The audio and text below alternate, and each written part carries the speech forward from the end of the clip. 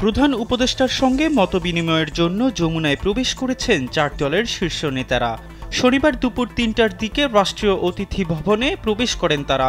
যমুনায় প্রবেশ করা 4টি দল হল বাংলাদেশ খিলাফত মজলিস, হেফাজতে ইসলাম বাংলাদেশ ও জমিয়তে উলামায়ে ইসলাম বাংলাদেশ। জানা গেছে বিকেল 3টা থেকে রাত 8টা পর্যন্ত টানা 5 ঘণ্টা রাষ্ট্রীয় অতিথি ভবন যমুনায় রাজনৈতিক দলগুলোর সঙ্গে প্রধান উপদেষ্টা মতবিনিময় করবেন। দেশের সার্বিক পরিস্থিতি, প্রশাসন ও নির্বাচন কমিশনের সংস্কার সহ নির্বাচনের বিষয় নিয়ে প্রধান উপদেষ্টাকে তাদের মতামত জানাবেন এসব রাজনৈতিক দলের নেতারা।